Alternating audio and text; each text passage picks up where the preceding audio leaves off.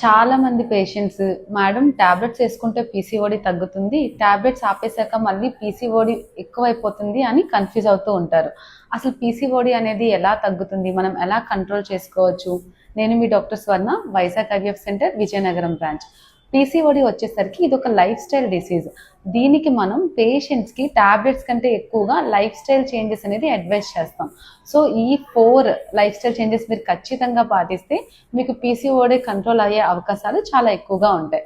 1 is diet. So diet విషయానికి వచ్చేసరికి మీరు ఎక్కువగా మీ డైట్లో ఫ్రెష్ ఫ్రూట్స్ అండ్ వెజిటబుల్స్ అనేవి ఇంక్లూడ్ చేసుకోవాలి.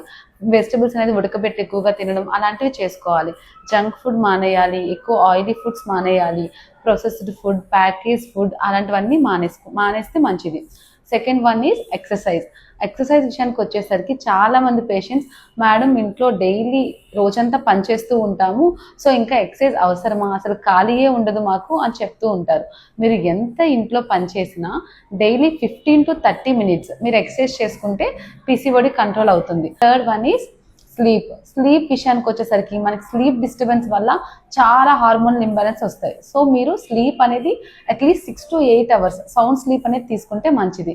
And fourth one is stress. ఈ మధ్య కాలంలో అందరికీ స్ట్రెస్ ఎక్కువైపోతుంది కదా. సో స్ట్రెస్ ఎక్కువగా ఉన్నప్పుడు మన బాడీలో కార్టిసోల్ అనే హార్మోన్ ఇంక్రీజ్ అవుతుంది. ఈ హార్మోన్ మిగతా అదర్ హార్మోన్స్ కూడా ఎఫెక్ట్ చేస్తుంది. స్ట్రెస్ లెవెల్స్ తగ్గించుకోవడం అనేది ఎలా చేయాలంటే ఐదర్ యోగా కానీ, ఎక్సర్సైజ్ కానీ, మెడిటేషన్ కానీ. చాలా మందికి సాంగ్స్ వింటే కొంచెం స్ట్రెస్ రిలీఫ్ వస్తుంది, ఇంకొంతమందికి డ్యాన్స్ చేసుకున్నప్పుడు స్ట్రెస్ రిలీఫ్ వస్తుంది. ఐదర్ ఏదైనా మీకు ఇష్టమైన యాక్టివిటీస్లో ఎంగేజ్ అవ్వడం, ఇలాంటివన్నీ చేసి స్ట్రెస్ లెవెల్స్ తగ్గించుకుంటే మంచిది. సో ఈ 4 లైఫ్ స్టైల్ చేంజెస్ మీరు ఖచ్చితంగా పాటిస్తే పీసీఓడి అనేది కంట్రోల్ అవుతుంది.